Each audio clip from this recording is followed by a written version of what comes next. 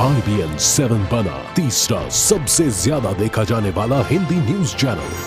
IBN 7 हौसला है। और इसी के साथ दिल्ली में आज चुनाव प्रचार की रफ्तार तो थम गई, लेकिन अब सबको इंतजार है 7 तारीख का। दिल्ली का ये चुनाव कई तरीकों से ऐतिहासिक है। जिस तरह का चुनाव प्रचार इस बार हुआ है वैसा दिल्ली में पहले कभी नहीं देखा गया। इसके अलावा भी इस चुनाव से जुड़े कई चौंकाने वाले आंकड़े हैं। दिल्ली में चुनाव का माहौल किस कदर गर्म है, इसका अंदाजा इसी बात से लगाया जा सकता है कि इस बार दिल्ली में चुनावी जनसभाओं और रैलियों ने रिकॉर्ड तोड़ दिया।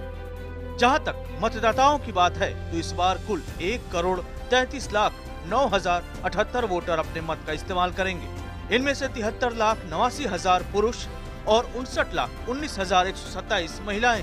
थर्ड जेंडर के भी 862 मतदाता अपने मतों का इस्तेमाल करेंगे। 18 से 21 साल के वोटरों की संख्या 22,07,316 है, जबकि 22 से 29 साल के वोटरों की संख्या 36,93,975 है। युवाओं के साथ साथ दिल्ली में 301 वोटर ऐसे भी हैं जो उम्र का सैकड़ा पार कर चुके हैं।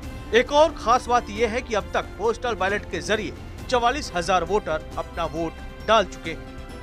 जिला का जो है कंट्रोल रूम का नंबर होगा और साथ में ही वहाँ के जो जनरल ऑब्जर्वर हैं उनका भी इसमें डिटेल में नंबर होगा।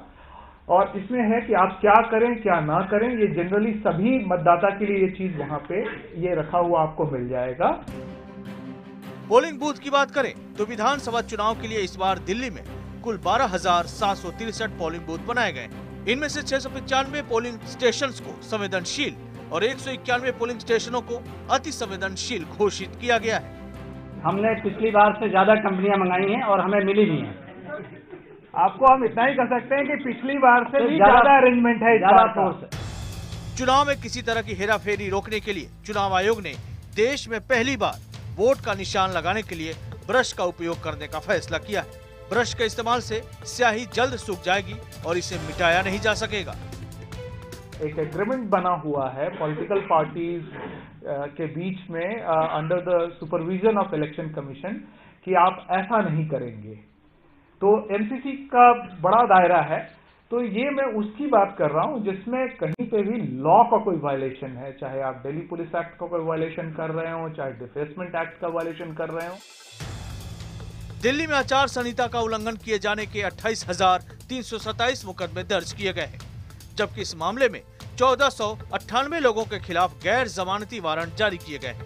चुनाव में आचार संहिता का पालन करने और सुरक्षा के मद्देनजर दिल्ली में सीआरपीएफ, स्टेट आर्म्ड पुलिस और दिल्ली पुलिस को तैनात किया गया है। चुनाव में बांटने के लिए तस्करी के जरिए दूसरे राज्यों से आने वाली अवैध शराब को रोकने के लिए आयोग ने दिल्ली से सटे हरियाणा, उत्तर प्रदेश और राजस्थान के आबकारी विभाग से संपर्क कर निगरानी बढ़ाने को कहा है।